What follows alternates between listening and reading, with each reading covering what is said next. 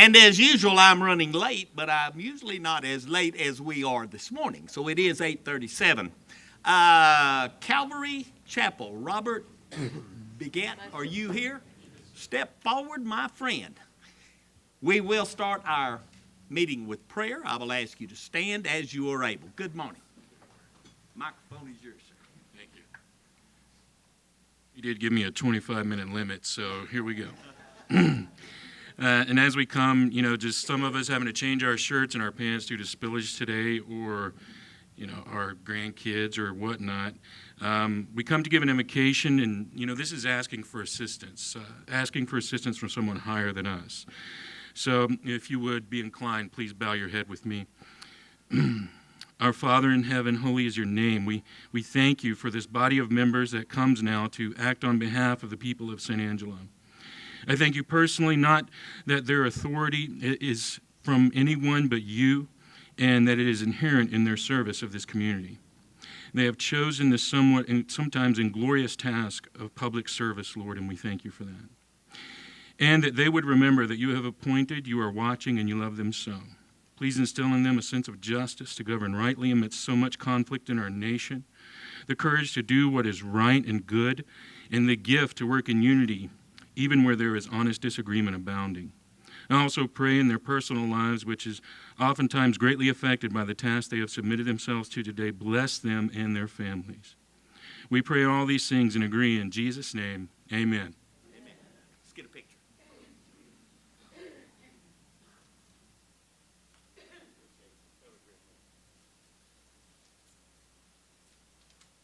Madison Ray and Morgan Halsey, would y'all come to the front? These are 8th graders. They are homeschooled, and they will start us off today by leading our Pledge of Allegiance. You ready?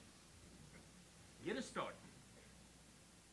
Pledge allegiance to the flag of the United States of America and to the republic for which it stands, one nation, under God, indivisible, with liberty and justice for all.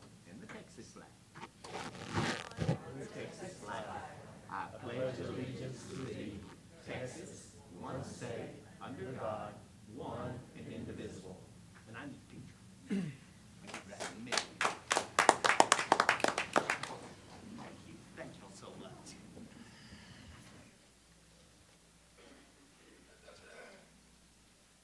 Happy birthday to Morgan Chegwidden. That's our budget director. I think it happened yesterday. Kind of like WCC, I think she's going to be 29 forever. So, Morgan, happy birthday to you. Mrs. Blanick, would you please come forward? I am thrilled. I am thrilled today to be able to recognize this woman and her son, Charlie. This is what we are in San Angelo, Texas. And I just wanted y'all to see her. Come right over here, please. Face that audience. Let me read this recognition. It says, after being built by John Barrows and John Duncan, the Dunbar opened in 1959 with 40 rooms, restaurant, and a private club. And I never did know until now that Dunbar stood for Duncan and Barrows. Dunbar. That is clever. Joe Blanick was brought in to run and get the place in tip-top shape, planning to only stay for a month. And here we are 58 years later, and still family-owned and family-operated, with probably the oldest liquor license and a health permit in the city of San Angelo. Joe Blanick, along with his wife Margaret, lived in Sterling City and drove back and forth to San Angelo while Margaret was a school nurse raising 5 children. Since the Dunbar restaurant and the hotel opened in 1959, all of Joe and Margaret's kids and grandkids have lent a helping hand in keeping this one-of-a-kind restaurant going strong here in San Angelo. Now, therefore, I, Dwayne Morrison, the mayor of the city of San Angelo, Texas, on behalf of the city council, do hereby recognize and applaud Margaret Blanick. And there's your speech. There's your microphone. Charlie, you want to talk for him? I want to thank you for my late husband, my kids, my grandchildren, and all our customers that we have had through the years. There have been many come and gone, and I appreciate this. Thank you. We need to get pictures too.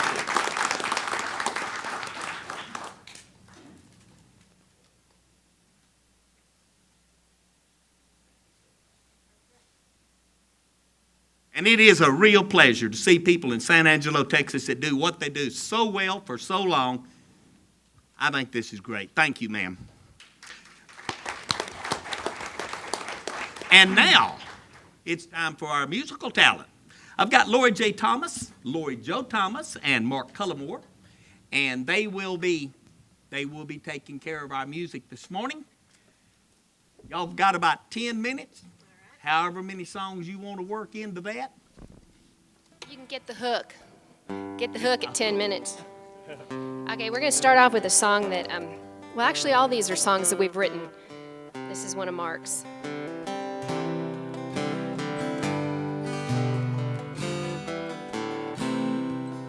Guide my hands, may the work I do please you. Guide my voice, may what I say please you too. Guide my heart, keep it close to you. Guide me home when my work is through. Make me your instrument, make my life your own sweet song. Tune me, play me, in your hands I can't go wrong. Make me your song.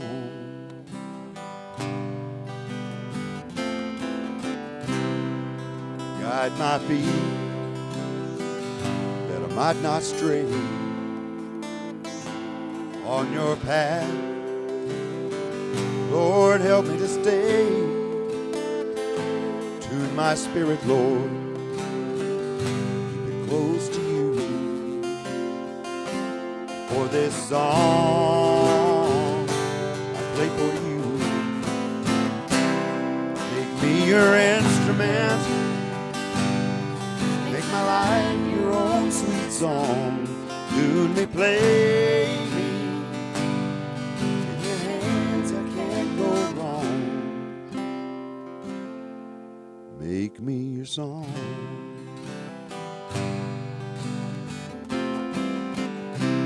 Make me your song.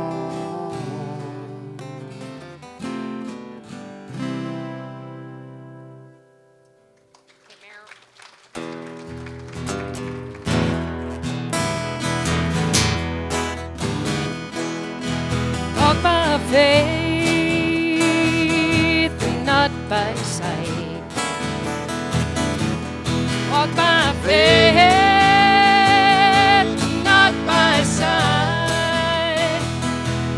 Said I'd be blessed if I believe. Lord, I believe.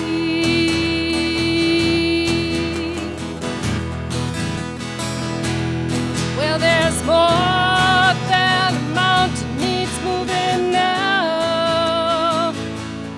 Fill me with the faith and show me how. Lord, show me how.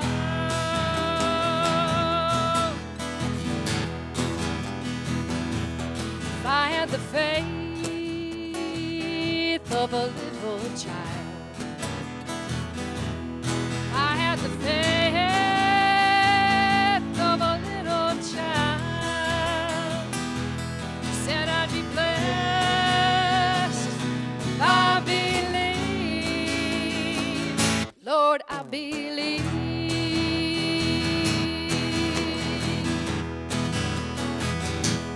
Well, there's more than a mountain needs moving now. Fill me with the faith and show me how. Lord, show me how.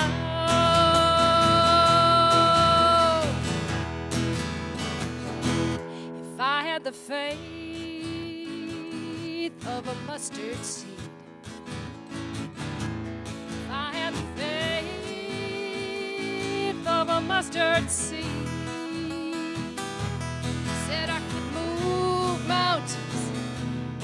I believe. Lord, I believe.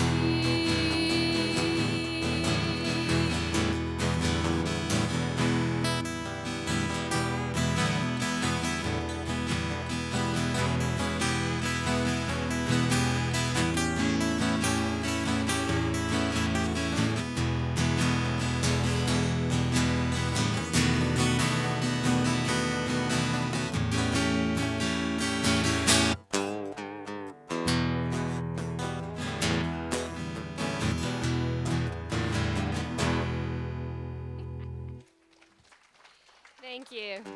Is this even on? It is. Okay. Doesn't matter what we hear, it's what they hear.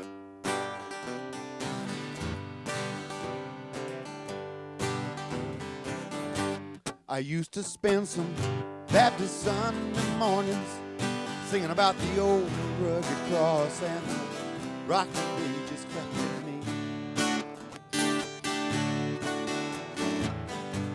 Learned about Moses and David and a man who could make the blind see.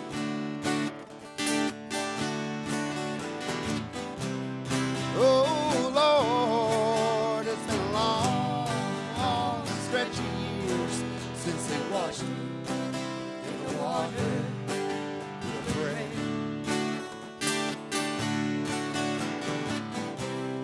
Even as a newborn lamb, sweet Jesus, he knew who I am. He knew the color of the wool that I'd wear. See, there's a black sheep in the flock. The Lord counts them when he's taking stock. Amazing grace, how sweet the sound. Lord knows I ain't always right, but I'm never out of his sight. When the road is called up yonder, I'll be around. I'll be around. Yeah, I'll be around. Well, I spent some restless wandering days. Thought that I could find my own way, and I drifted on the tide, strayed so far and wide.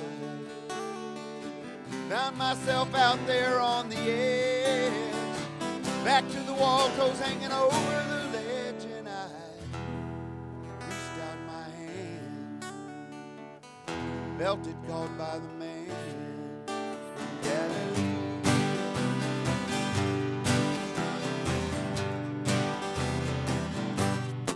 See, there's a black sheep in the flock. The Lord counts them when he's taking stock. Amazing grace, how sweet the sound. Lord knows I ain't always right, but I'm never out of his sight. When the road is called up yonder, I'll be around. I'll be around. Yeah, I'll be around. So when the road is called up yonder, I'll be around. I'll be around. Yeah, I'll be around.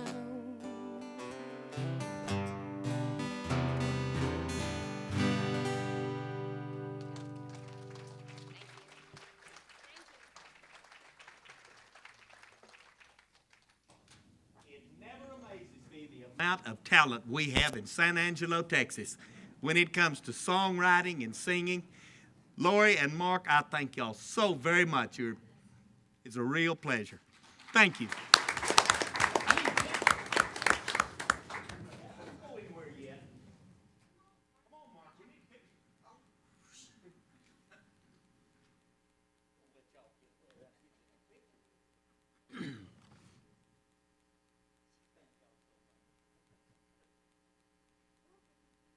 That's my only claim to fame, is getting with other people that are good.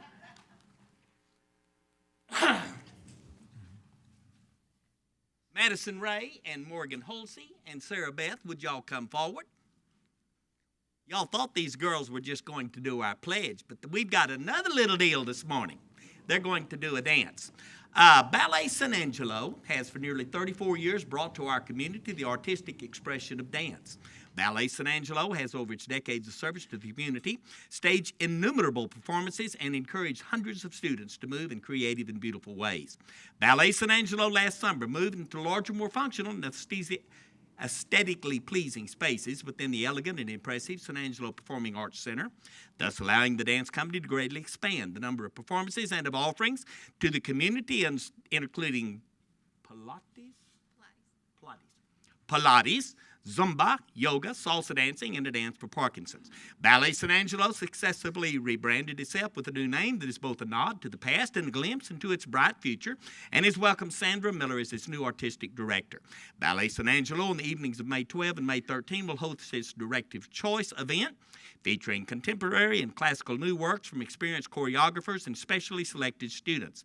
The performance will be preceded by a tour of the Murphy Performance Hall by the Director's Choice presenting sponsor Lee Lewis Construction.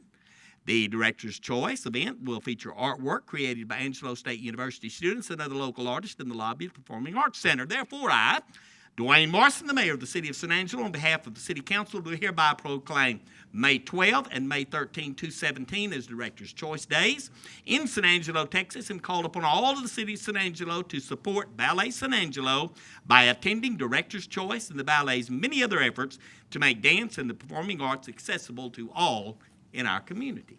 And that is yours, and the microphone is yours.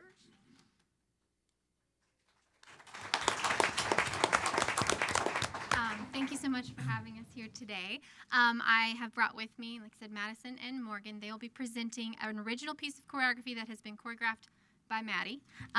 This year, we are using this show to introduce some of the new things happening at the ballet. So some of those things are we have a new artistic director, a new ballet mistress. Our assistant artistic director will be presenting her first piece of choreography to the community.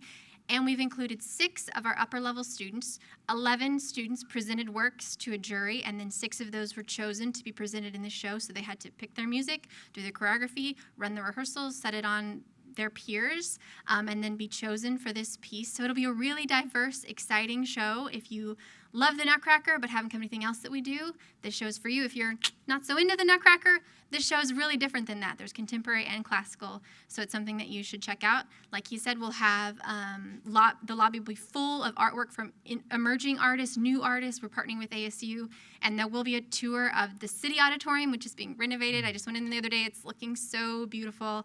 So if you've missed that space and you haven't seen it in a while, come at 7 with your ticket, and you'll get to go on a special sneak peek tour of that space before coming to see the production at 8. So I'm going to turn it over and let Maddie and Morgan show you their piece of choreography. And one note, today is San Angelo Gives Day. Hopefully you all already know that. But go over to Facebook, follow all your favorite charities, support us. Your support is what allows us to bring this kind of training so that dancers can train here locally, stay with their families. If they want to be professional dancers, they can get trained right here and be ready to go audition. We have dancers at Pacific Northwest Ballet, Atlanta Ballet. Our dancers are getting these jobs because of the training here, and that's only because of your support. And thank you so much for having us again, and support us for San Angelo Gives Day.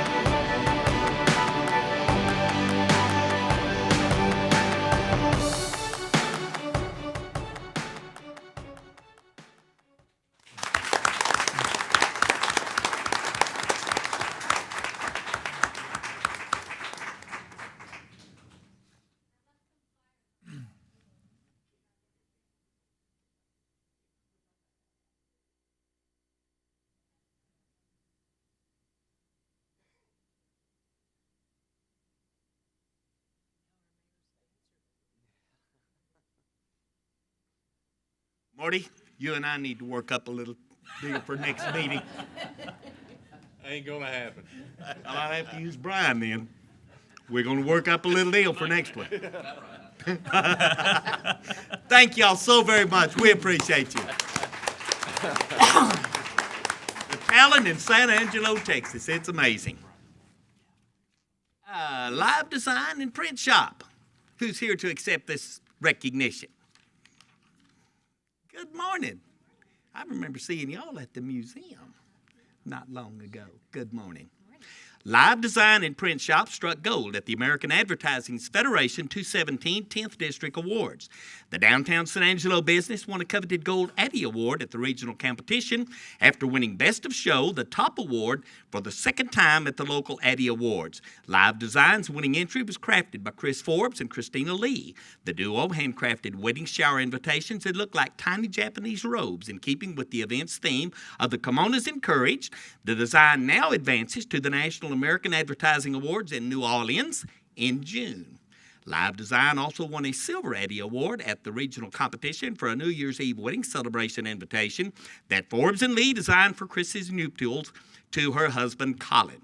Ms. Forbes is co-president of the local AAF chapter. She is an active community volunteer and a former 20 under 40 honoree who, since earning her degree from Angelo State University, has grown Live Design and Print Shop into a thriving and an award-winning business. Therefore, I, Dwayne Morrison, the mayor of the city of San Angelo, on behalf of the city council, do hereby recognize and applaud Live Design and Print Shop, Chris Forbes and Christina Lee, for their achievement and positive determination to make a difference in our community. Thank y'all so very much. Thank you. Thank you guys for this honor.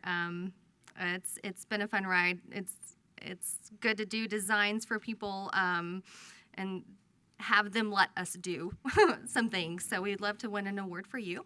We are open for business and would love to help anyone with anything that they need. Try to keep San Angelo looking pretty on paper. So thank you. You want to speak? No. Okay. Thank you. We need to get pictures.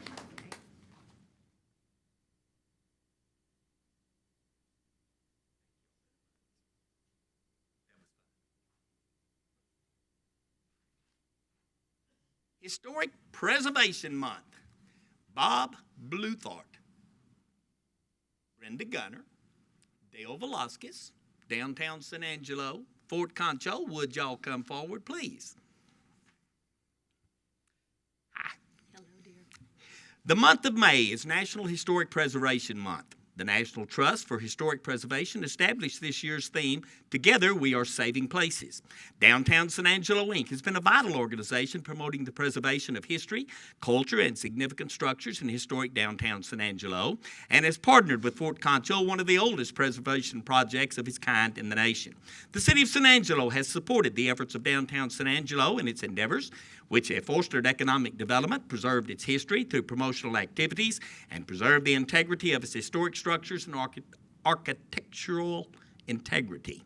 Downtown San Angelo, Inc. has been an integral partner with the City of San Angelo in advocating tourism in the Central Business District. Downtown San Angelo has received 2017 National Main Street accreditation for the 10th year in a row, a mark of success of this community's commitment to preservation. Now, therefore, I, Dwayne Morrison, the mayor of the city of San Angelo, on behalf of the City Council, do hereby proclaim the month of May 2017 as National Historic Preservation Month. And who gets that? You? Thank you. Thank you very much.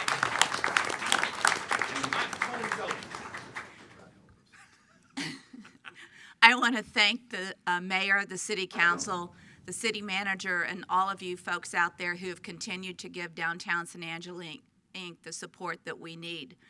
They say that the best green project, the best recyclable project is old buildings. And we are thankful for all of the old buildings that we have saved and the ones that we intend to save going forward. As of the end of 2017, there will have been over $200 million reinvested in our historic downtown area in the past 10 years. And thank you for being there. Thank you for supporting the businesses. People really put a lot on the line when they spend the money and effort to redo a building and open up a business in those buildings. Without your support, without you continuing to bring people into our downtown area, they could not survive. So thank you for being there for all the businesses and the people and for believing in our historic downtown revitalization.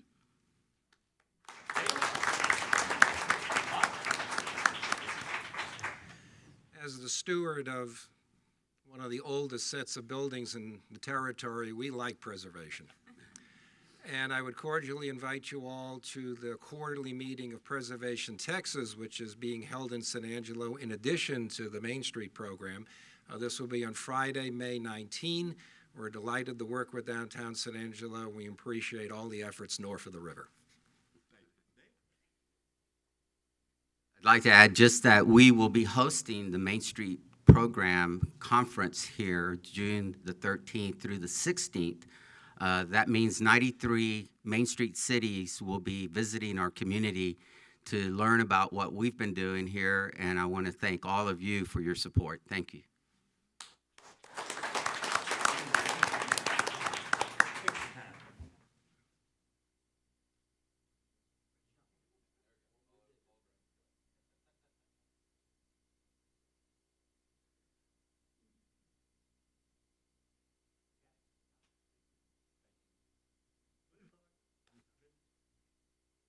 I think Velasquez is part of that historical preservation as well. Mental Health Awareness Month. Let's have y'all come up, please. Are we getting close to your home now? Yes, we are. Yeah, live real close to here. Good morning, gentlemen. Mental health is essential to everyone's overall health and well-being. All Americans experience time of difficulty and stress in their lives. Prevention is an effective way to reduce the burden of mental health conditions. There is a strong body of research that supports specific tools that all Americans can use to better handle challenges and protect their health and well-being. Mental health conditions are real and prevalent in our nation. With effective treatment, those individuals with mental health conditions can recover and lead full, productive lives. Each business, school, government agency, healthcare provider, organization, and citizen share the burden of mental health problems and has a responsibility to promote mental wellness and support prevention efforts. Now, therefore, I, Dwayne Morrison, Mayor of the City of San Angelo, Texas, on behalf of the City Council, do hereby proclaim the month of May 2017 as Mental Health Awareness Month in San Angelo and Tom Green County. As the Mayor of San Angelo, I also call upon the citizens, government agencies, public and private institutions, businesses, and schools in San Angelo and Tom Green County to recommit our community to increasing awareness and understanding of mental illnesses. The steps our citizens can take to protect their mental health and the need for appropriate and accessible services for all people with mental health conditions before they reach stage 4. Somebody gets that, and y'all both get a chance at the microphone. Go on, Ro. Well, thank you very much for having us, Mayor. I could tell you all a whole lot about what MHMR does and all the numbers and people served, but what we really want to focus on is mental health awareness, promoting good mental health and education in our community. West Texas Senators Dusty McCoy and I are good partners in that endeavor. Today, we are sponsoring an event at the library, 11:30 to 1.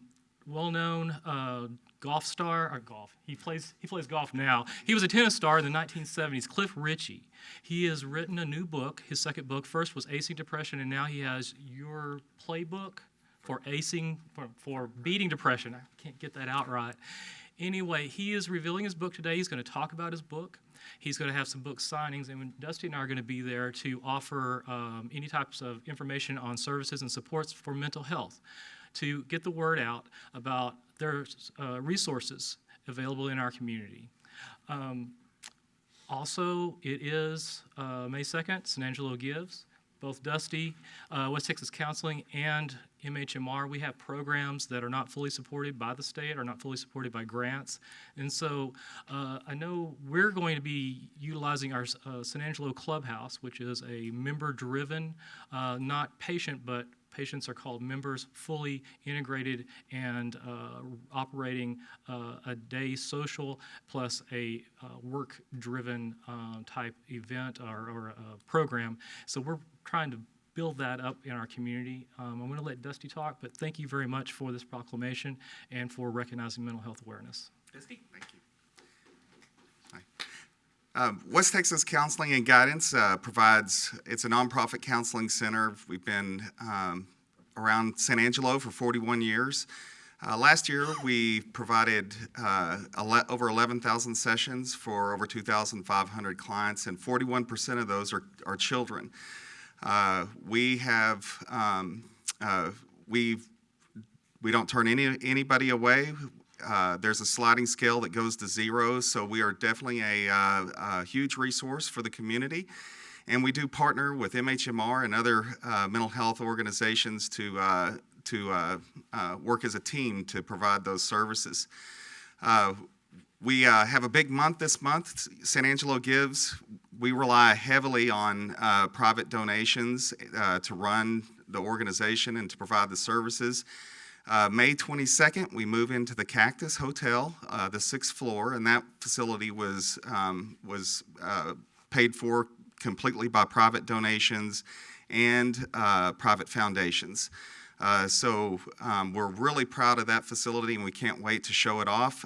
May 26th, we have an event, the Shiny Ribs Shindig there in the Cactus to help raise money to continue to provide mental health services as well. So anyways, we thank you for your support and hope to see you at the library here at 11:30 for a free lunch and a great presentation by Cliff Ritchie. Thank you.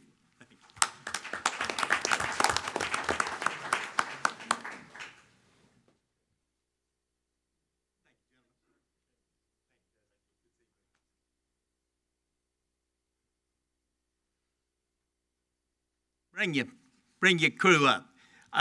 Building Safety Month. Al, bring your bunch up.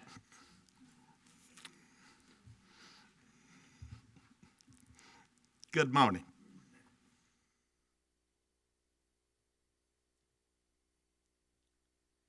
The City of San Angelo is committed to recognizing our growth and strength depends on the safety and economic value of our homes, buildings, and infrastructure to serve our citizens both in everyday life and in the times of natural disaster. Our confidence in the structural integrity of these buildings that make up our community is achieved through the devotion of vigilant guardians, building safety and fire prevention officials, architects, engineers, builders, tradespeople, design professionals, laborers, and others in the construction industry who work year-round to ensure the safe construction of buildings. Building Safety Month is sponsored by the International Code to remind the public about the critical role of our community's largely unknown guardians of public safety, our local code officials, who assure us of safe, efficient, and livable buildings that are essential to keep America great. Therefore, I, Dwayne Morrison, Mayor of the City of San Angelo, Texas, on behalf of the City Council, do hereby proclaim the month of May 2/16, as Building Safety Month in San Angelo, Texas. And I'm going to tell you, during this last couple of weeks of campaigning, these people have taken some hits, but I guarantee you this is one of the best departments and the most efficient departments that we have in this city, and I'm much, much proud of each and every one of them. Mal? Thank you, Mayor. The mic's yours. Thank you, Mayor. First of all, can we turn the music back on? The staff wants to try the ballet dance. Our division is tasked with protecting the health, safety, and welfare of the citizens of San Angelo through building safety. Hopefully we do a good job of that. Hopefully you're not sitting there thinking, is the ceiling going to collapse, or hopefully the plumbing's working, or that the electricity is not going to start a fire while I'm sitting here. Hopefully you're not thinking any of that stuff, because we do a good job with what we do. We're not the only ones, though. Like the proclamation says, I also want to recognize and thank architects, engineers, designers, building contractors. They're our partners in this, and they work together with us to make sure all of our buildings that we build here in San Angelo are safe. I have with me today our frontline staff. Basically, if you come in to get a permit, these are the ladies you're probably going to see first when you come in. They're the ones that deal day to day with most of you. Permits, street closures, electrical reconnects, pretty much almost everything you do, you're going to talk to them first. I have Debbie McCleary, I have Annette Garza, and then Rachel Wood. If you notice, Rachel is dressed like an inspector today. We do cross-training, and Rachel is actually going to be out riding with inspectors today. We're making sure that our front staff is aware or gets hands-on experience on how building actually works, so that when they're issuing you the permit, they know what you're talking about when you ask them a question about something. So anyway, I want to recognize them in particular because they do a great job of, like you said, keeping us efficient and keeping us safe. So thank you. Thank you. Anybody else? Y'all want to speak? Let's get this.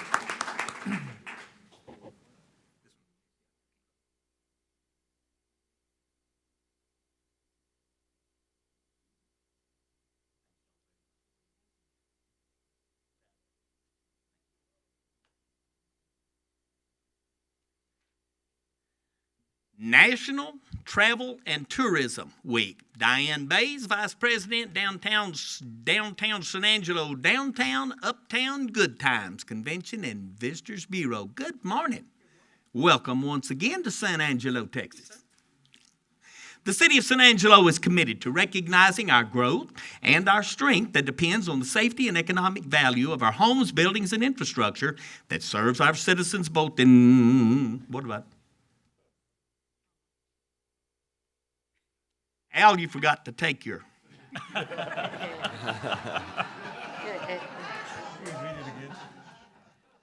You left it laying on my stack, boy. You got me completely out of order.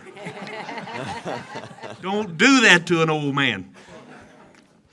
Let's start over. Okay. The week of May 7 through 13, 2017 is National Travel and Tourism Week. An annual tradition, Travel and Tourism Week was established by congressional resolution in 1983 and was first celebrated the following year. Travel and tourism generated $196 million in total direct travel spending in San Angelo in 2015 and generated 3,500 San Angelo jobs. If not for the visitor spending in San Angelo, every household would pay an additional $379 per year in taxes. The travel and tourism industry is an economic driver that improves the quality of life for all Texans, with a direct economic impact of $69 billion with a B. Travel and tourism supports more than 1.1 million jobs in the state of Texas. State and local tax revenues generated by the industry represent almost 5.5% of all state and local tax revenues in Texas. Therefore, I, Dwayne Morrison, Mayor of the City of San Angelo, Texas, on behalf of the City Council, do hereby proclaim the week of May 7 through 13, 2017 as National Travel and Tourism Week in San Angelo, Texas. And the microphone is yours.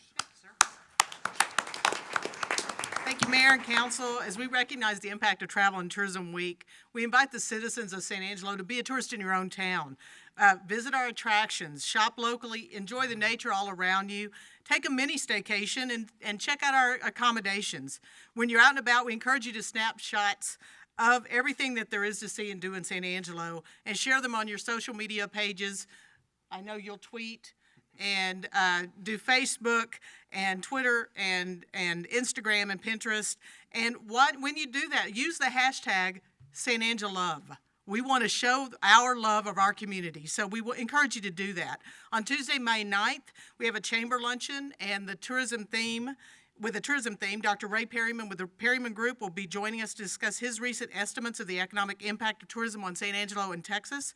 And he'll also give an overview of factors which could affect tourism in the state and our region, so we invite you to join for that. And finally, Mayor Morrison, we have a little something to recognize your continued support for travel and tourism in San Angelo. When groups come to our community, receiving a warm welcome from the mayor means something. So thank you for all you have done for us in welcoming our visitors.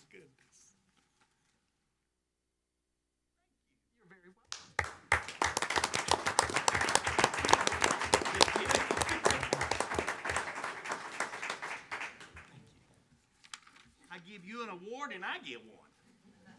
That's beautiful. Thank you very, very much.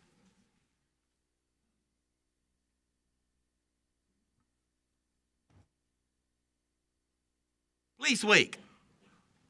Y'all come forward.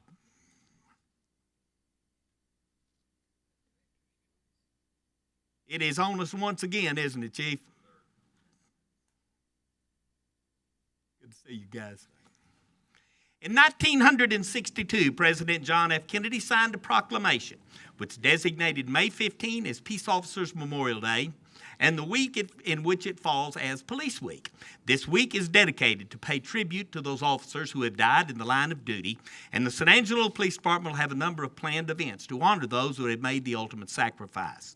The members of the law enforcement agencies of San Angelo and Tom Green County increasingly provide vital public services to play an essential role in safeguarding the rights and freedoms of the citizens of San Angelo and Tom Green County. It is important all citizens know and understand the problems, duties, and responsibilities of their law enforcement agencies, and that members of our law enforcement agencies recognize their duty to serve the people by safeguarding life and property, by protecting them against violence and disorder, and by protecting the innocent against deception and the weak against oppression or intimidation. Now, therefore, I, Dwayne Morrison, Mayor of the City of San Angelo, Texas, on behalf of the City Council, do hereby proclaim May 14 through May 22, 2017 as Police Week, and call upon all citizens and organizations of San Angelo to observe this memorial occasion with appropriate ceremonies in which all of our people may join in commemorating law enforcement officers past and present who by their faithful and loyal devotion to the responsibilities have rendered a dedicated service of their communities. I further call upon all citizens of San Angelo to observe May 15, 2017 as Peace Officers Memorial Day in honor of those peace officers who, through their courageous deeds, have lost their lives or become disabled in the performance of duty. Chief?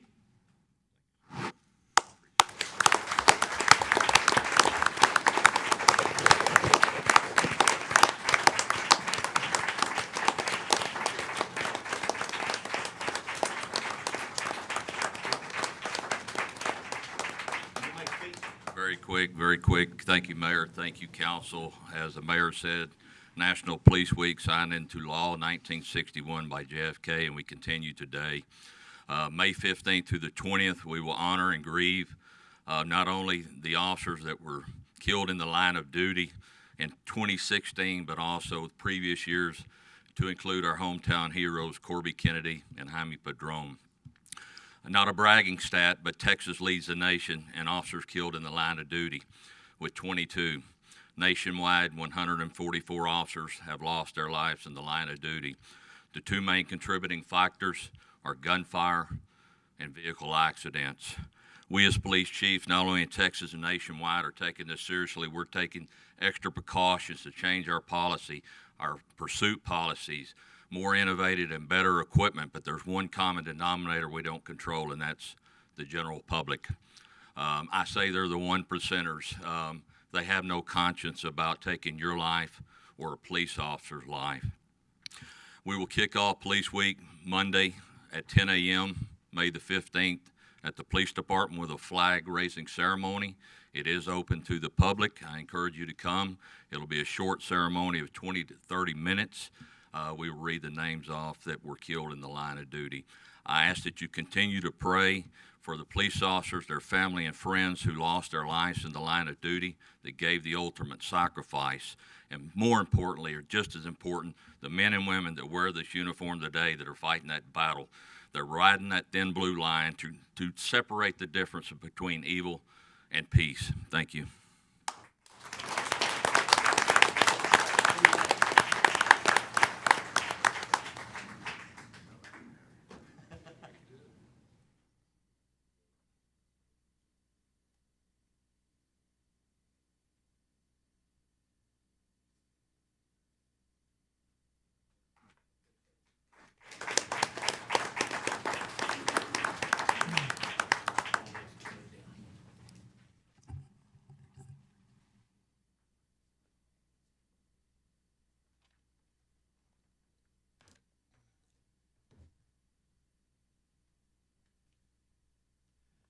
I have an appointment, and I have to leave right now. So it's been fun. Charlotte? Yes, sir. You got it. Yes, sir. See y'all. Be careful. First of all, I'd like to thank the mayor for bringing talent to council. It's an excellent, excellent idea. Thank you love so our much. music. Yes. I love our Yes. music.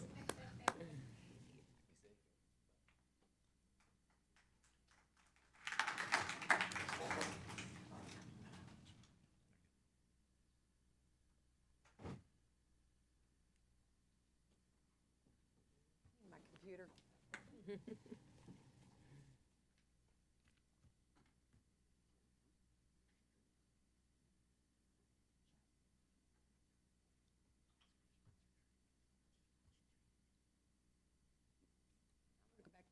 too.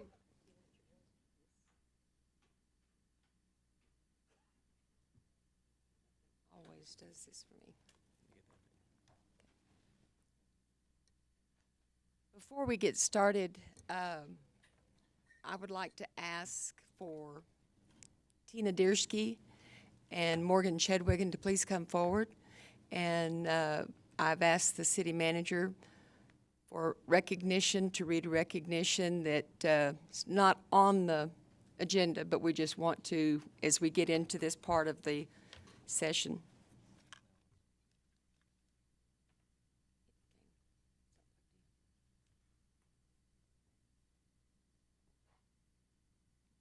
Like Morgan's birthday hit her hard.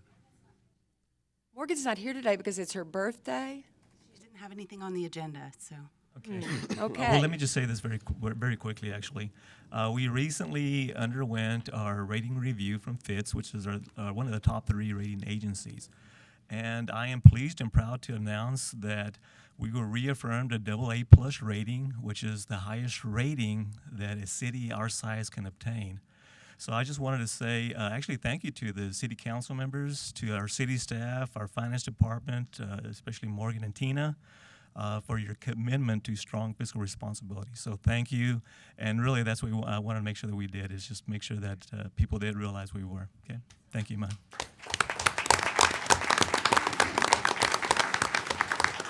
As the mayor said, staff and people running for office have really taken a beating out there, and the truth of the matter is it is a reverse of what's being said. Council members don't have their fingers in the fixing of the numbers or the reporting of the numbers. It is done by staff, and they have done an excellent job maintaining our records and bringing us to that point. At this point in the council meeting, we are at public comment. Issues or items that are not on the agenda may be raised by the public at this time. Citizens should speak from the podium.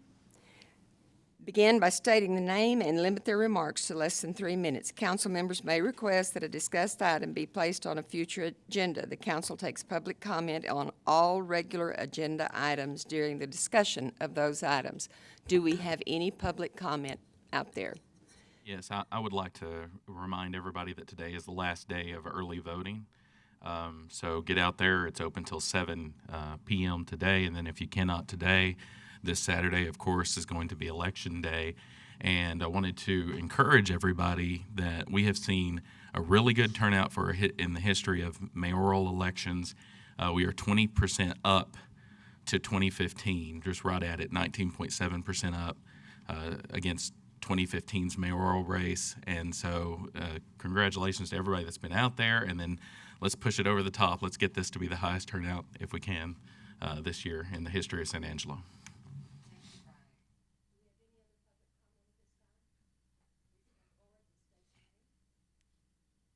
I'm Chris Giroux. I would just like to thank the men and women of the SAPD. I participated in a ride-along last night, the 6 p.m. to 6 a.m. shift, and anybody that has not ridden along with the police department, they have no idea what the police department does on a daily basis.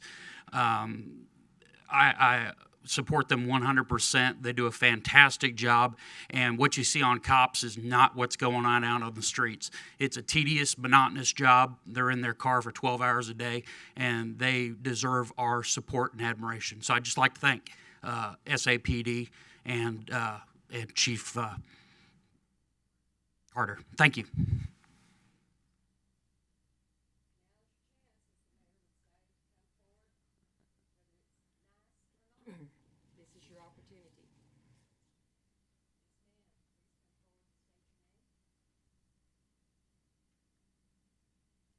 Hi, my name is Angela Haywood, and I am here on behalf of my aunt, Rosemary Scott. She's 91 years old.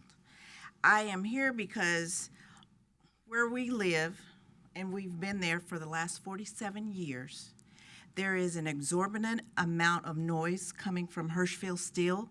I have talked to some of the council members with regards to that, and it is still going on. Now, I would think that a 91-year-old lady would be able to finish out her last days in peace and quiet, which is the only thing that she is asking for. The other thing that I would like to address is that there is water buildup every time it rains. There are children that play in the street in the water, and it creates a safety hazard for them. And she has asked for the last 47 years for something to be done about that. They have raised the taxes for the last 47 years. They have promised that they are going to do something, and nothing has been done. So I am coming to you today to address these issues, and if you need to reach me, I'll be more than happy to talk to any one of you about those issues.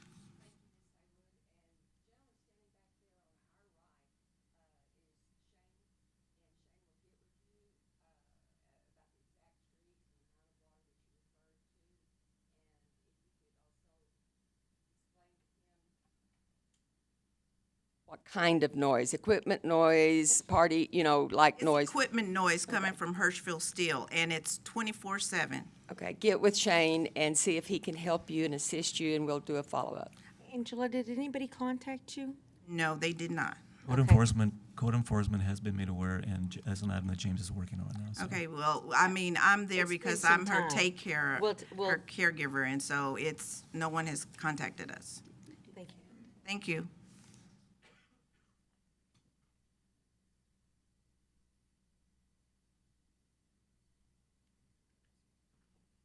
Is there? Yes, sir. Please come forward.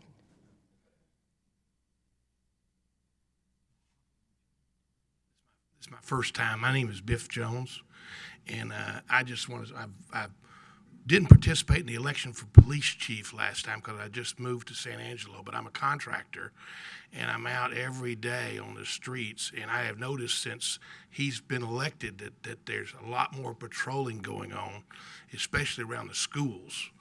I noticed that he's got patrol cars that are, almost every school's got a patrol car on it now, so I want to commend him for his work because he promised he would put more patrol cars out on the streets if he got elected, and he's done that. The other thing is I get up twice a week at 3 a.m. in the morning and I go pray, which is kind of odd, but I go out there and I can't even speed at 3 a.m. in the morning because he's got patrol cars out there patrolling the streets. So I want to thank him for that. Thank you, sir. Thank you very much. Well-deserved remark. Do we have any other public comment? Kind of like that wedding vow, speak now or forever hold your peace.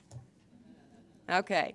If there is none, we'll close the public comment, and this is where we turn to the council members and ask them if they have any public comment or remarks at this time. And I'm going to start with Lane Carter, District 5.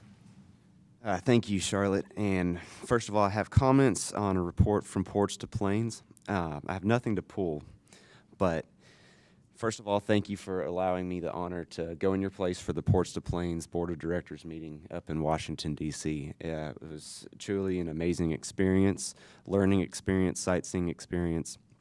Got to visit with staff for congressmen, senators, to address what Porch to Plains is and how they can help. For those of you that don't know what Porch to Plains is, it is a bipartisan, nonprofit, grassroots advocacy group led by mayors, councilmen, economic developer officials in a multi-state area consisting of 9 states from Laredo, Texas, all the way up to Alberta, Canada. We advocate for a robust international transportation infrastructure, and as a lot of us know, President Trump has formed an initiative for rural infrastructure in America. What we did and how we stand, we urge Congress for an increase in that infrastructure, but only if rural America had its fair share. We also wanted the Congress to identify Porch to Plains Alliance Corridor as a high priority corridor, and we urge Congress to fix the Highway Trust Fund and fix NAFTA, not end it. These are all crucial for that 9 state, and I'll show you, for those of you that can see why it is crucial. These 4 maps and one on the other side has oil shales, natural gas, agriculture, wind, everything in the heartland of America. This is why it is such a high priority corridor, and the reason that it needs to be federally designated, perfect example is in Boise City, Oklahoma. If you put the funds towards the states, they're going to use the funds towards the urban areas to help that develop. Boise City is a town in the panhandle of Oklahoma in a one-county diameter. The reason that this is truly needed is because when you have wind blades at 150, some 200 feet in length going through downtown Boise City, knocking down traffic lights and going around the town square, we need to divert that from inside the city. And having it federally designated will designate this to where you can get everything from the port of entry of Laredo, Texas, all the way up to Alberta, Canada, in that 9-state corridor, with the Theodore Expressway, Heartland Expressway, and the Ports to Plains Expressway. So very excited on the progression of that.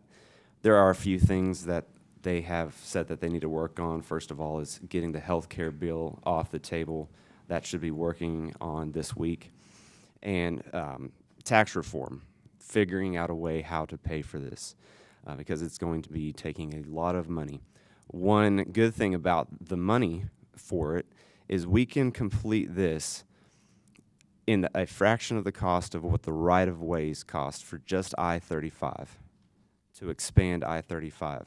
So to divert that traffic off of San Antonio, Austin, Dallas, Oklahoma, put it towards I-27, which has already been designated between Amarillo and Lubbock and completed.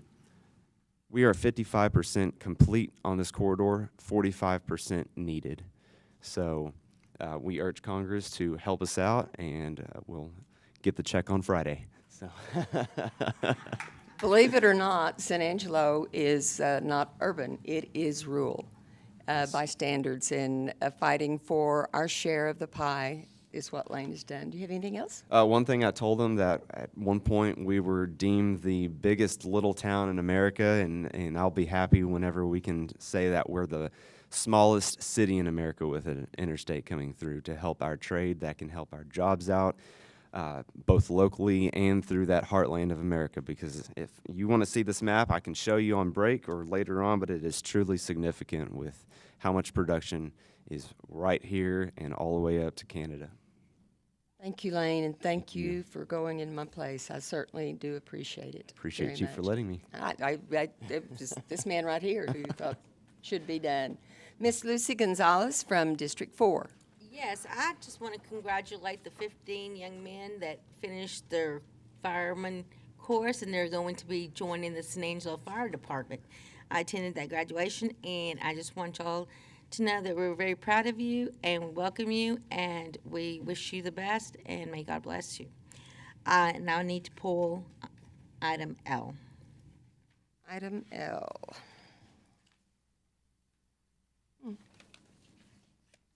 Got it. Lane, was there anything you needed to pull from Nothing the to agenda? pull. Okay. I'll go over to Mr. Harry Thomas, and he is District 3. Thank you, Charlotte. I'll echo what Lucy said about last Friday night's graduation. It was one of the greatest events that I've ever had the opportunity to be part of. And it was really neat because one of the gentlemen that used to work for me out at Goodyear, his son graduated, so it was doubly great. Also want to say thanks again to Tina and Morgan. I've had the opportunity since I've been on council to work with them to get a better understanding of the budget, and I guarantee you those two ladies really know their numbers, and I appreciate what they do, and the recognition that they've got is certainly well deserved. I want to pull item I. Item I. Got it. Thank you, Mr. Thomas. And Mr. Self from District 2. I have nothing to add and nothing to take off the agenda. Quiet man. Okay. City manager have anything? I don't have anything at this I'm looking for a motion to approve everything except with the exception of I and L. So moved. Second. Moved by Marty, second by Lucy. All in favor, please say aye. Aye. Nays? Passes 5-1. 5-0, excuse me. I'll get it right. This is my first time, too. I can be queen for a day today. All right, moving on, let's go to item A, and that's to consider a resolution. Mhm.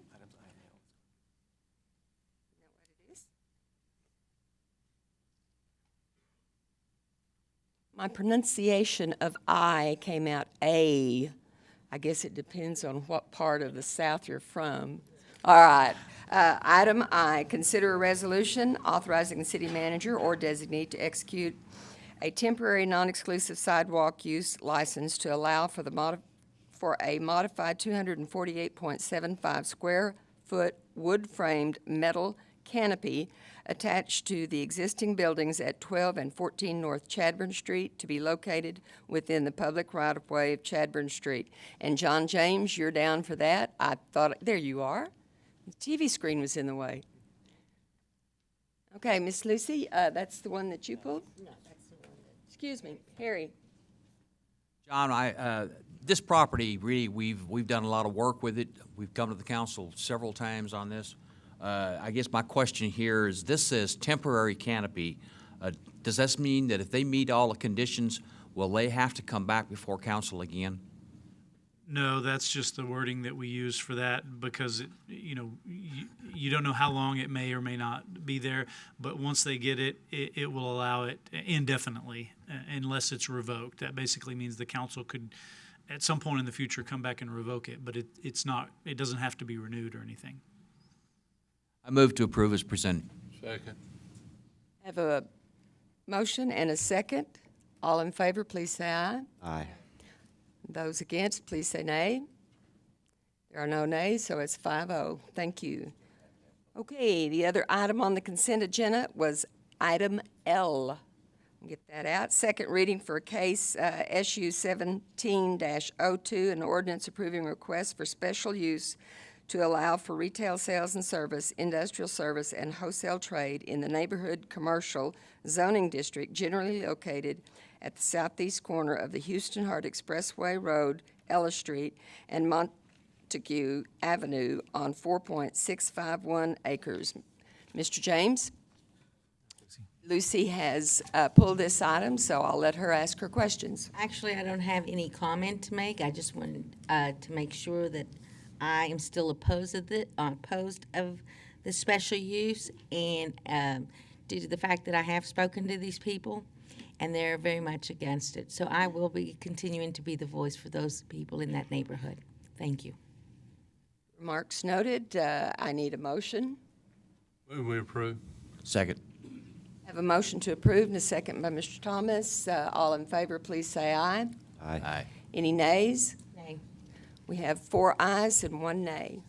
Okay, moving on, that takes us to the regular agenda. Consider approving the design of a set of 3 sculptures regarding the historic beginnings of San Angelo project and its placement at Bart DeWitt Park. Presentation by Parks and Recreation Director Carl White. Thank you. Good morning. We brought this item to council at the July 12, 2016 meeting, and we brought forward the concept of doing this landscaped area with the 3 sculptures, and council approved us to move forward conceptually.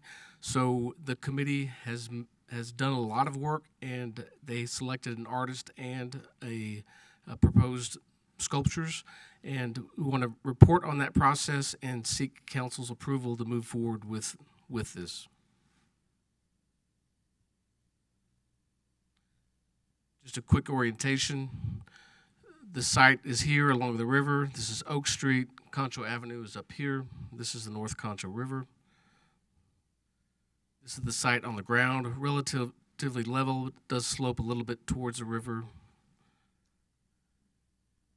And this is the landscaped area, which is kind of follows the shape of the site, which is a kind of kidney bean shape, where you have an entrance, one area where there would be one sculpture, and then another area where there'd be the set of sculptures.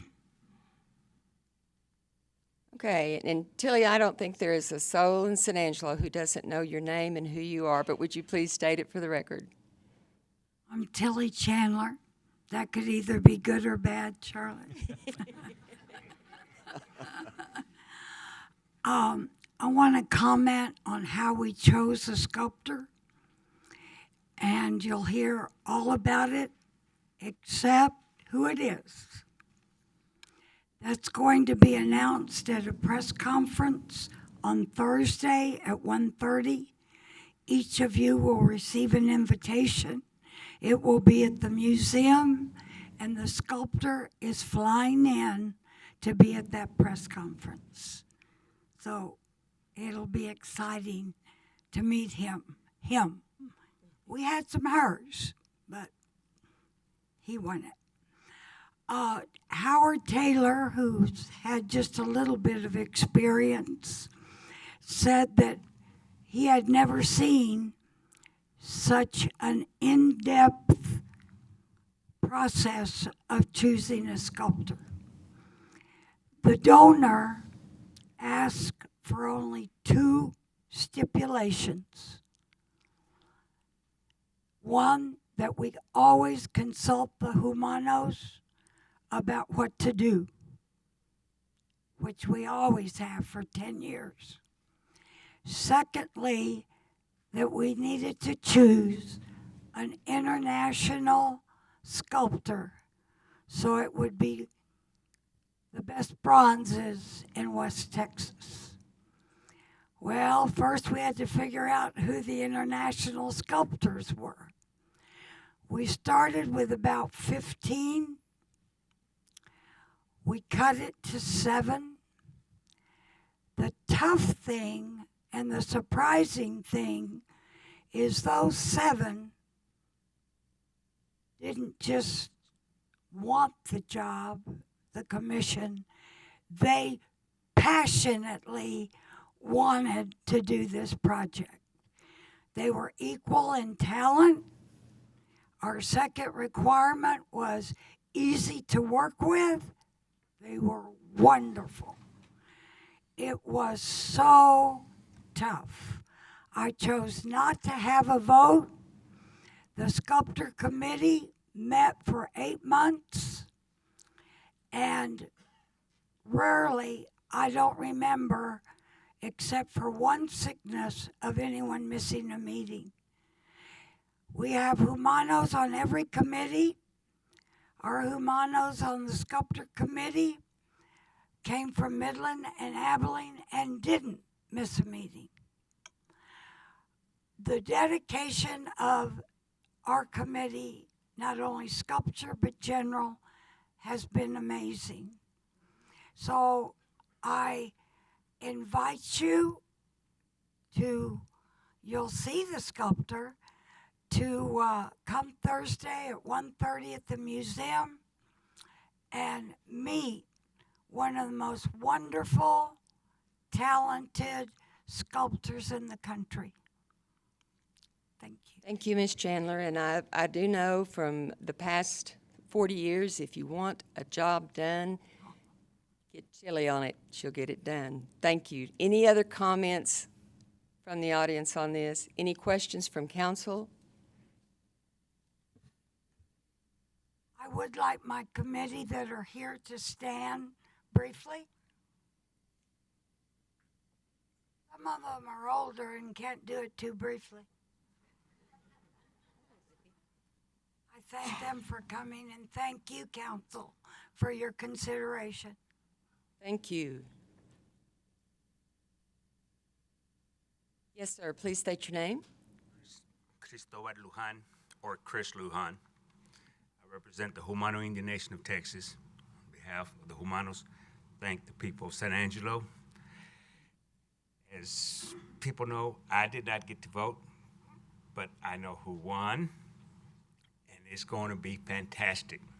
Again, this thing is very historical for everybody on the Concho Valley, West Texas, and especially the city of San Angelo. Thank you. Thank you, sir. I need to ask Carl, do you have on the PowerPoint the pictures that we're looking at? I'd like for the audience to see these, please. They're breathtaking, in my opinion. And, of course, art is always in the highs. We understand that. But they are beautiful. And I'm hoping we can create a landscape that complements them, because that's going to be difficult, because these are amazing.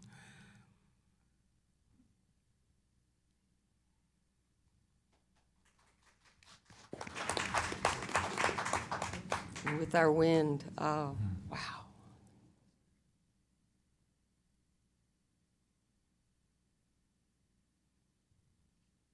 Just have those two images. Do they have names?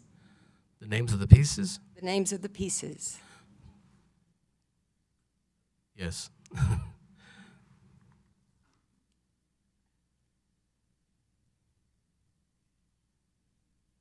The woman, of course, is Maria de Jesus Agreda, the Lady in Blue. The interesting thing about the Humano Indian is he's Tuerto. He's a real person in history.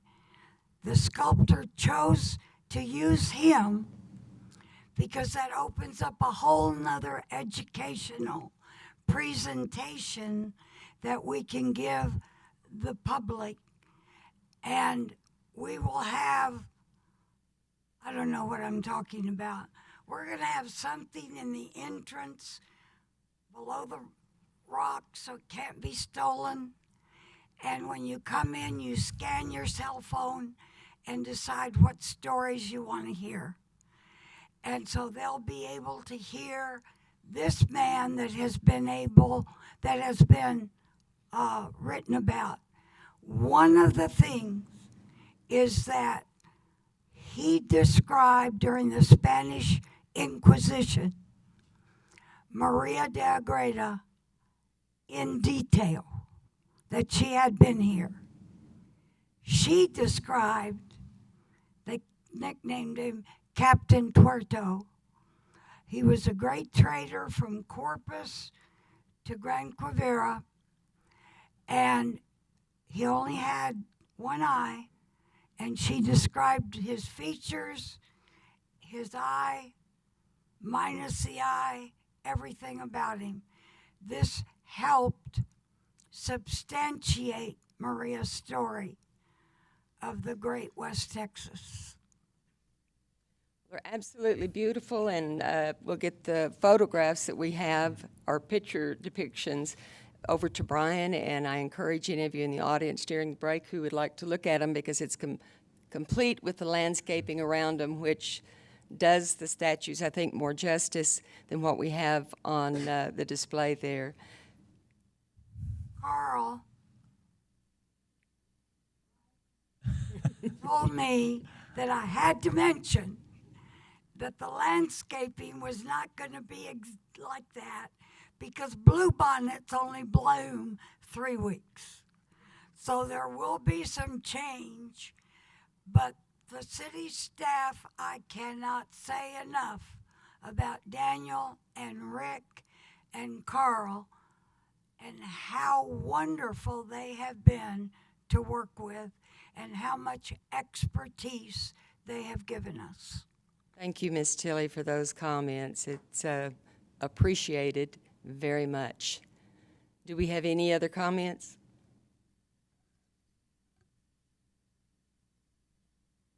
The Public Art Commission did yesterday recommend approval of this, of the sculptures and their placement, and we seek City Council's approval. Okay. Questions from council? Harry? Couple of comments. This is in the middle of my district, and when Tilly he talked to me about it almost a year ago, I told her that I certainly would support this. I want the public to also understand that this is all private money. There's no public money, no city money involved in this. So as we look in these times when we're down and somebody makes a comment that the city is spending money on something they don't need to, this is not city money. This is on city property, so we've got to have these permissions. But unfortunately, we're really doing what we need to do here. So I move to approve as presented. We have a motion from Mr. Thomas and a second from Ms. Gonzalez to approve. Any other council members have any statements or remarks? If that's the completion of our remarks, then I'll call for the vote. All in favor, please say aye. Aye. All opposed, nay. Got a 5-0 on it, Carl. Thank you so much, and thank you, Ms. Chandler, very much. Moving on, item B is in boy. Consider, I didn't touch it.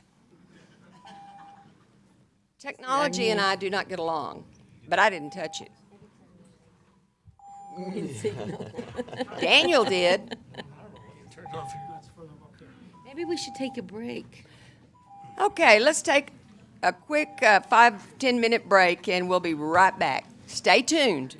Reading and public hearing of an ordinance amending Chapter 9, Parks, Lakes, and Other Public Places of the Code of Ordinances by adding Article 9.05, camping on municipal facility or public property, and amending Section 9.05.005, recreational activities, which would prohibit camping on or at a municipal facility or public right-of-way. Presentation is by Neighborhood Services Director Bob Salas. Good morning, Council. We're here this morning to get your approval on an ordinance to prohibit camping on public property that's not designed or designated for camping.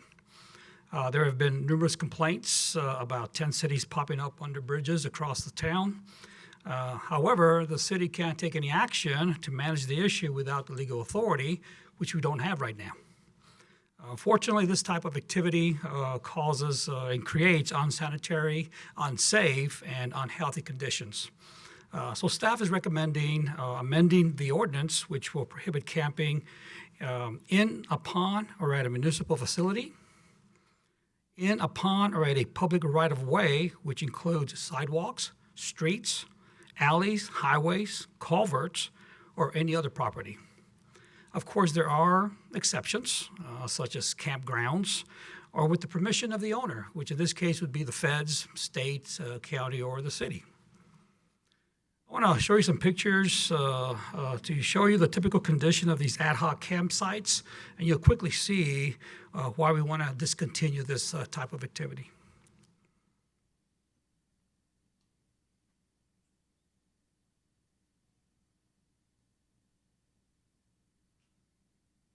And that right there shows just 1 day of collection. So you can tell it's onerous. The ordinance will affect some unsheltered and homeless. However, it is important to understand that there are plenty of resources, numerous resources, available for those who want and need help. It includes the Salvation Army, MHMR, ADAC, Workforce Solutions, housing, and others. And I would like citizens to know that the Concho Valley Homeless Planning Coalition, which is a group of agencies that provide services to homeless, we're teaming up to help the tent city dwellers. We have a volunteer peer counselor group that are developing relationships, and they will try to get these folks to the places they need to be to take advantage of the resources. We have a place for them to stay. And hopefully they'll accept case management that agency will offer, and we're asking the council to approve it, and we'll be happy to take questions. I do have some support from the agencies that are here. Council, do you have any questions of the amendment of the ordinance? Harry? I just want to make sure that the public understands that we're using tax dollars and city resources to clean these areas up. And it's imperative that we find a solution to this.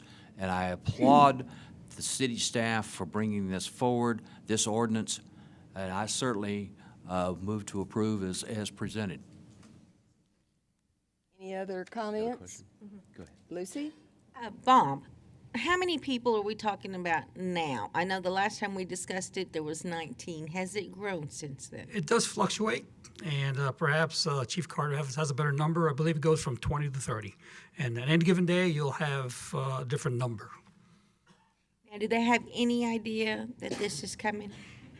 They do. The Grapevine, which is very strong in that group, they know that it's coming, that we will be working towards a solution. Have they let you know or anybody know what they're going to do if they do not take us up on these resources? They have not, but I got to tell you, we had Friday, we had our peer counselors, which are volunteer groups, go down there and meet with several of them, 5 or 6, and they did an initial screening and they showed us what they need. So of course, work and those kind of things. But we're going to work with the coalition. We'll see if we can get these folks, because they're asking for help. They're willing to get help. We're going to get them squared away. We're going to get them housing. We're going to get them jobs. We're going to get them fixed up. I think one day last week, I stopped counting at 25 tents. I mean, it just ballooned. Mr. Carter. One thing that I want everybody to know is how much emphasis we can put on of that continuing care that we have, the Tiger Task Force that Mr. Salas and his group has been able to do to get case management for them. Those resources are out there. This is going to be like a 3 or 4 step process to identify their needs, which we have ordinance go in place, and then continuing care after that for the ones resistant. You have the Salvation Army and you have the coalitions to help every individual out there, whether it be ADAC for the drugs, alcohol, mental health. I mean, those resources, they're available, and identifying for every single individual down there, it's ready to happen. And we do have numerous success stories who've gone through the process, used the resources, gone through the case management, and they've succeeded. It takes a little work, but they have to be willing. Everyone has to be willing. We certainly, and they're just our agencies are underutilized for the most part. Some aren't, but I'd say generally they don't take advantage of them. And they really should. And we're trying to do this as most humane way as possible, and getting them the case management and the help they need is the 100% way to do it. And we'll have a lot of other programs coming up the pipe to handle some of the other things. For example, some of the CDBG funds that'll be coming to you later on will have a different spin. It'll be a little different than we have in the past to kind of focus on some of these things that we're doing here with homeless prevention. Do we have any other comment from council? One more. I know I've gone down there with Chief Carter, and those individuals, they have skills. And utilizing those skills in the right way can do a lot of good. Some of them had framework skills, plumbing, any kind of trade. And Workforce Solution is stepping up. I mean, they really are. They're really they're going to see if they can focus their efforts to try to help these folks specifically beyond what they normally do. A lot of people fall into a hard time, and as a community and our committee, Lucy and I are on the committee with staff, and we've come a long way since, was it December when we formed this? December, January? Come a long way to identify their needs, so I thank y'all. And that's a good point. There's been a lot of emphasis placed on this. There's been a lot of meetings that have been had. Again, Lane, you mentioned doing it in the most humane way possible. That's exactly what we've attempted to do, and we feel that we've come up with a solution that does address that. But again, I'm very thankful for everyone, all the stakeholders that are willing to meet and develop solutions. And again, I do feel that we do have a good one that we're presenting right now, and hopefully this will help out. Okay, and we'll open it up for public comment. Okay, first we'll go I have to one our comment attorney. I'd like to make. Just for the public and council's knowledge, that even though this ordinance will be effective after publication, as is typical, we have a provision in here that we won't start enforcement until June 1st to allow those folks who are down there to find a place to go. So the public shouldn't expect next week all these tents will be gone. It will not be until June 1st. Public comment on Tent City. All right, we have a motion. Oh, please come forward, sir. Don't be shy. We don't bite. My name is Keith Gaucher, Senior. I'm new to the area, and I did have some thoughts about Tent City. The one thing I do want to ask is, how do you, if they don't have the identification, because that's a part of getting them the services that they need. Coming from New Jersey, we had to deal with something similar, and what we find is that a lot of the people don't have identification and social security card. So what happens to those people in Tent City who don't have those things, birth certificate? Where do they go, and what is the process that is in place to kind of help them out with that?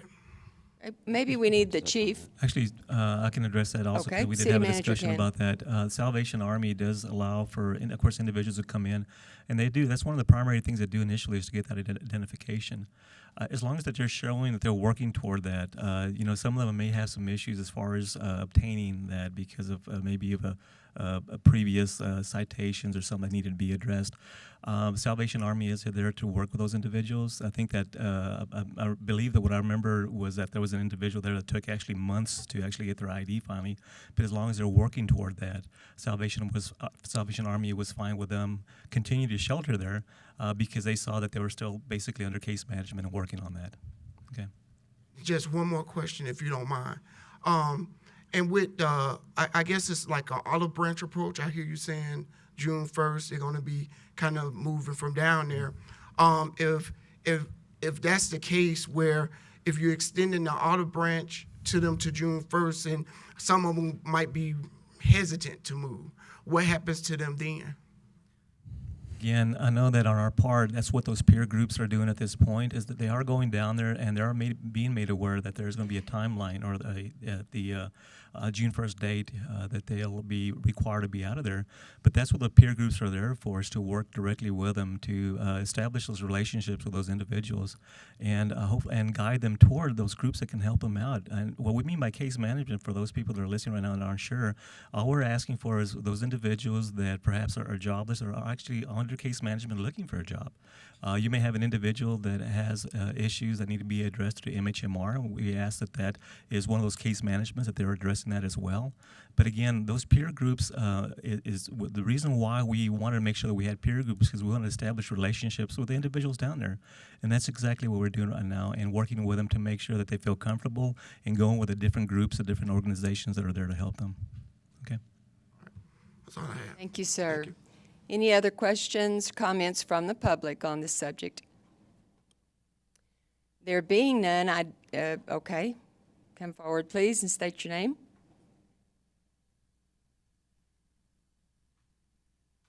Good morning. My name is Ray Valadez with ADAC, and we're just kind of here to provide some support and let the council know that the Alcohol and Drug Abuse Council is here to provide any types of services or support that's necessary that fits within the scope of our agency. Thank you. Thank you so much for coming forward. All right. Any other comments before we move forward? I have a motion by Harry Thomas. I need a second. Second. Second by Lane Carter. All in favor, please say aye. Aye. Any opposed by nay? Being none, it's approved 5-0. All right.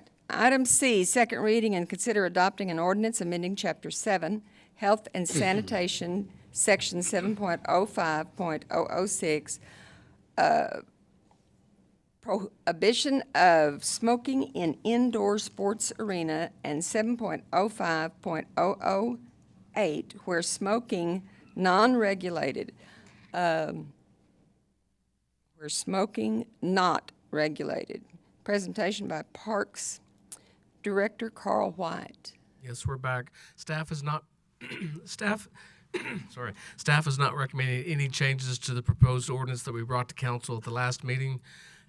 We placed it on the regular agenda because it passed on a 5-1 vote last time. So unless you have any questions or comments from council?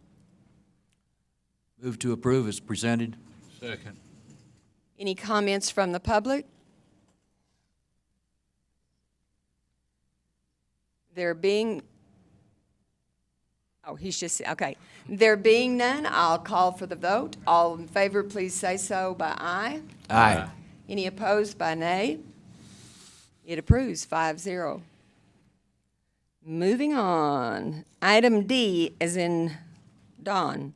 Consider first public hearing of an ordinance deleting and replacing Chapter 2, Administration and Personnel, Article 2.07, Boards, Committees, and Commissions.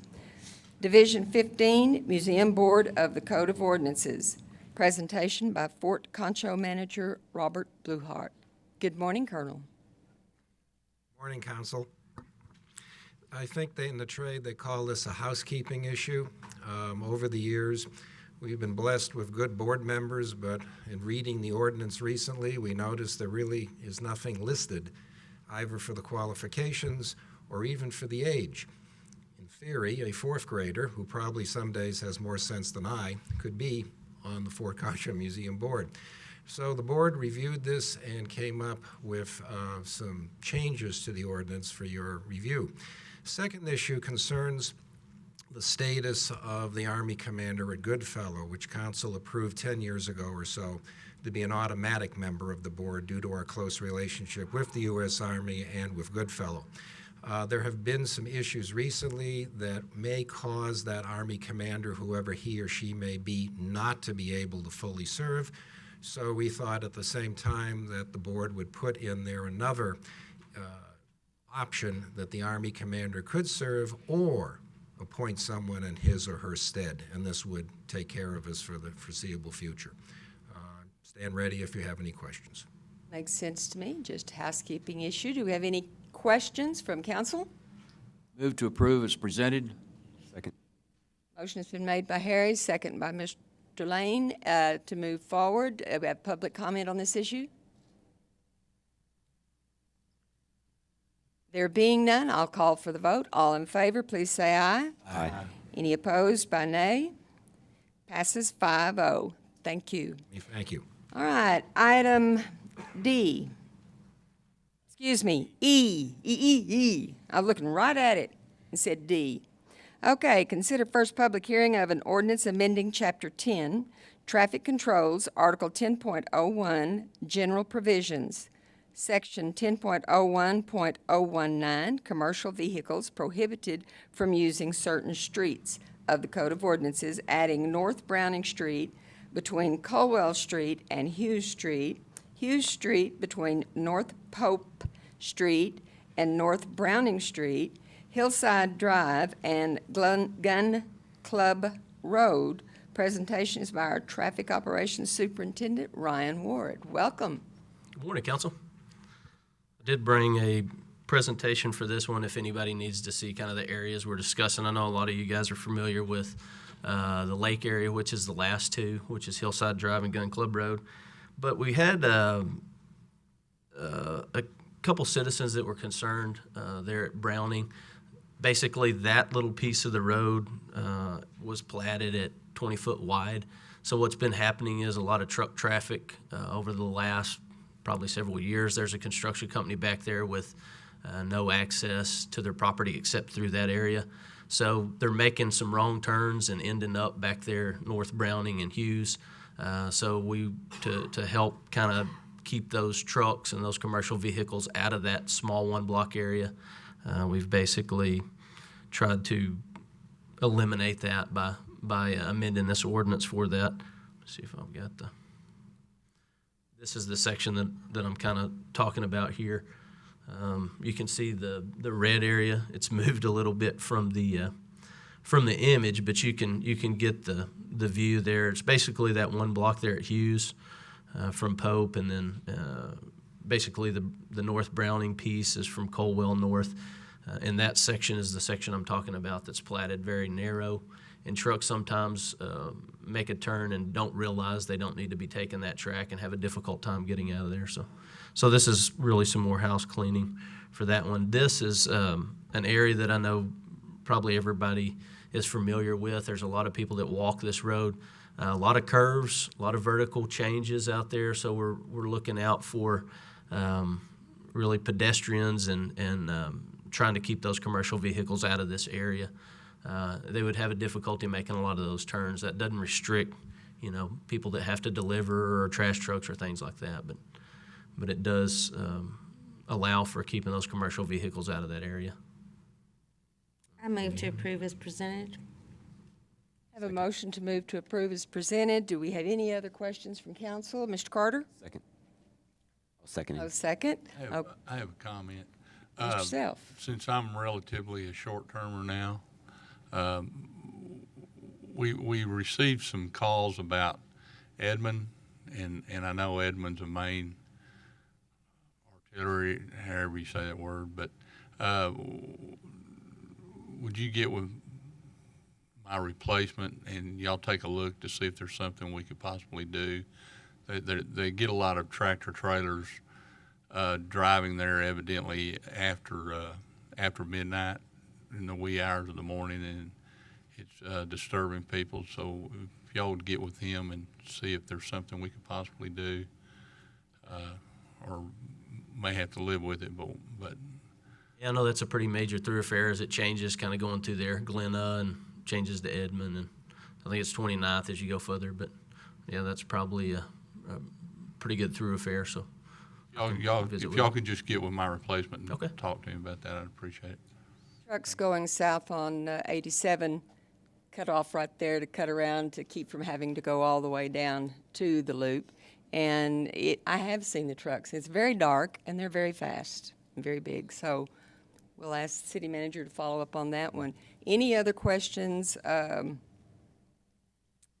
item E and their proposal? Any public comment? There being no public comment, Lucy Gonzalez has made the motion. Lane Carter has made the second. All in favor, please indicate by saying aye. Aye. Any opposed with nay? It's a 5-0. Moving along. I know I'm not talking as fast as our mayor. My tongue doesn't No, work that fast. but you're doing a wonderful job. We sure are moving the meeting along. Okay. Do I still get to eat? All right, item F is in Frank. Consider first public hearing of an ordinance amending Chapter 10, Traffic Controls, Article 10.03, Operation of Motor Vehicles, Section 10.03.033, School Zones of the Code of Ordinances, City of San Angelo, Texas, providing for severability and providing for an effective date. Presentation is by Traffic Operations Superintendent Ryan Ward. You're still on deck. Still on. This one was something that we've worked closely with TxDOT on. We do have a few school zones, some off the loop, and then there's one off of Arden Road that are their roadway, their facilities, that we're trying to get to, fit in and amend into our ordinance. All the school zones that we have are posted 20 miles per hour, but those two are 25 miles per hour. Working with TxDOT, they felt like it was more suitable for us to adjust and amend this ordinance so that they could leave those speeds set at that, mainly due to the loop there, because the speeds down the frontage road are higher, and you're limited in the transportation code on how much you can reduce speeds. There's a 15 mile per hour change there that's allowable. So they, to not reduce the speed on the frontage roads there on Houston Hart before you get to Van Buren. This actually is amended to prima facie, so it'll be whatever the speed is posted is what will be enforceable. So taking and removing the 20 miles per hour, but whatever that school speed zone is posted at is what will be enforceable. Whose district is this? Yours. Do you have I any think considerations or comments? So one part on. Yeah, this includes the whole city, so I'm not sure, that may fall into, a specific district, but. Any other comments, questions from council? I move approval. Second. Okay, public comment. Please come forward and state your case. If no public comment, we'll call for the vote. All in favor, please say aye. Aye. Any opposed? Motion carries 5-0. Item G, as in Gunner Boy, howdy, that's kind of tough coming up with that one. Consider first public hearing of an ordinance amending Chapter 10, Traffic Controls, Article 10.03, Operation of Motor Vehicles, Section 10.03.091, One-Way Streets and Alleys of the Code of Ordinances, adding the alley east of Bonham Elementary School and west of Southern Oak Lane from Southland Boulevard to Laurel Oak Drive and south to north. Presentation by Traffic Operations Superintendent Ryan Ward. Promise this is my last one today. I'll keep this one short. This one actually addresses what we have now posted there. Looking back and cleaning up some of the ordinances, I noticed there was nothing in place. The alley's posted one way now, which would be all day the way it's posted.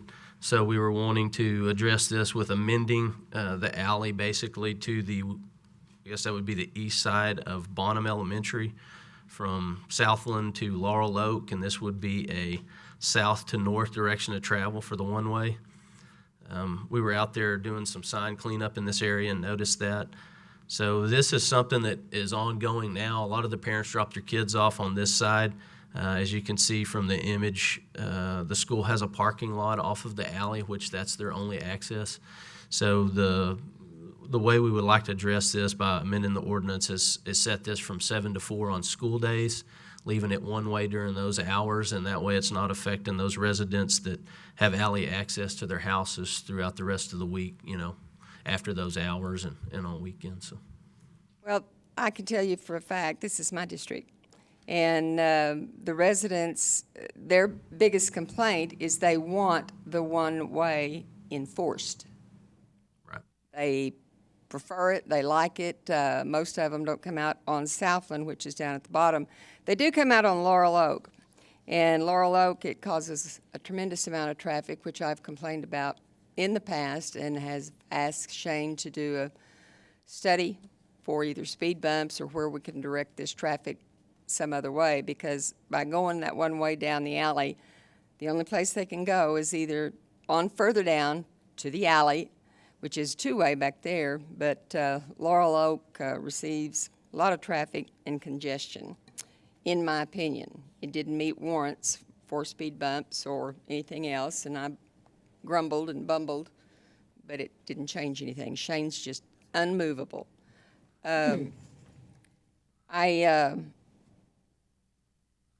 I don't like it from talking to the people out there. They don't want it. Have you talked to the people, any of the residents that live along there?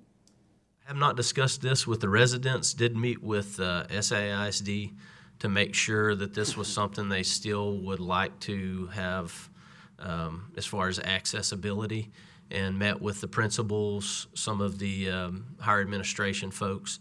We did have a sit-down meeting to make sure this was, as it's posted now, it's posted one way, but to make sure that was still the way traffic was moving, and that's the way they still see that it's going to be safest for the kids, safest for the residents, and they were in agreement. I did not talk to any of the residents there since it was already a one-way posting. So. Do we have any public comment? Any council questions or comments? Like I said, I'm against changing it simply because owning a property right down the street on Laurel Oak, and I have heard from the residents, and their request is to enforce it. It seems that there's a lot of people who come up Laurel Oak, turn down the wrong way. I don't know that one-way alley on school days, 7 to 4. I know it works on Forest Trail over there, that the people do respect it, and they do respect the times, and we've had really good success with it. So I certainly don't want to veto this suggestion to see if it works. I won't vote for it, and I won't make the motion, but council, it's open. Harry? I just think we do this at other schools, and so we just did one about 4 or 5 months ago at Fort Concho. I think this makes very good sense from a safety standpoint, and I think the people that are dropping their kids off, it really makes great sense for them. I understand maybe that we didn't visit with the residents, but you know, the safety of these children are probably paramount. So I move to approve as presented. I second it. Okay. Got a motion to approve as presented with a second from Ms. Gonzalez. One more time, is there any public comment? Okay, all those in favor, please indicate by saying aye. Aye. Any opposed? And I'm opposed, so that's 4-1. Thank you. Thank you. Wow. You know, since I sat down in this chair, I've had the city manager, you know, like one of my children at Sunday school when they needed, you know, constantly tugging on me here. Thank you, sir. You're welcome. Appreciate it. Moving on, this takes us into closed executive session. Executive session under the provision of Government Code Title V, Open Government Ethics, Subtitle A, Open Government Chapter 551, Open Meetings, Subchapter D, exceptions to requirement that meetings be open under the following sections. Do I have to read all that? Okay.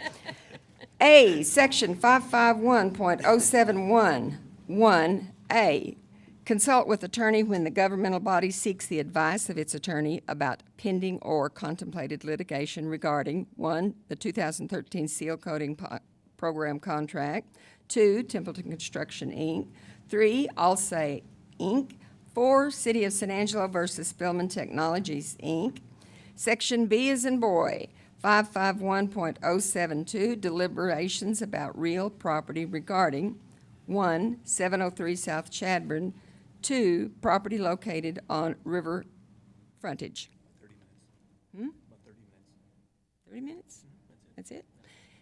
City manager says this is going to take about 30 minutes, and that's it, and we will be back. The time is 10:44, so we should be back, let's say 11:30. 11:15. He's got to have some place to go. Session this second day of May 2017. Make that accurate as I possibly can. Okay, follow-up of administrative issues, item A. There are no items that discussed in executive session, nothing needed. Announcements and consideration of future agenda items. And I'm going to start with Mr. Self. Well, I will have the pleasure next meeting of, excuse me, only having to attend half the meeting, I guess. So I really don't have any future agenda items. I'll quote say my piece next week, so or in 2 weeks. So. Yeah. Harry? We talked about this earlier in the year. I tried to have Ryan Kramer come and talk about software that we put in all these vehicles and the benefits that we've gotten from that purchase that we made 14, 15 months ago, however long that's been. Okay. Ms. Gonzalez? Oh, I'd just like to remind everyone to go out and vote, and I have nothing further. Cool. Mr. Carter? Nothing to add. Nada. Nada. Well, I have a comment, remark, a little bragging that I want to do. My youngest grandchild, is a boy, is graduated from Central High School 2014 with honors, but he graduates next week from ASU, 3 years for his bachelor's degree, and I'm just tickled for him and very happy, and I wanted to mention that since his sisters always get the kudos. But young Mr. Kobe Dykes is leaving ASU behind and going out into full-time work world and staying in San Angelo. So that opportunity is great and wonderful. For people out there viewing on the air, of course, go vote. And the faces up here are very apt. Will change come next meeting. Like Marty said, half a meeting. But it has been a pleasure working with you guys, and absolutely been great to work with staff. San Angelo is very blessed to have the talented, brilliant, efficient staff that we have within the city. And people don't realize that. It's easier to gripe and complain or really to get in there and see what all they do to make us able to do our jobs up here. Thank you, everyone. I hope to be back. Go vote. Appreciate it. If there is nothing further, Move to approve to adjourn. Second. move to adjourn by Harry, second by Mr. Marty. Third by We are Lucy. adjourned at 11:26.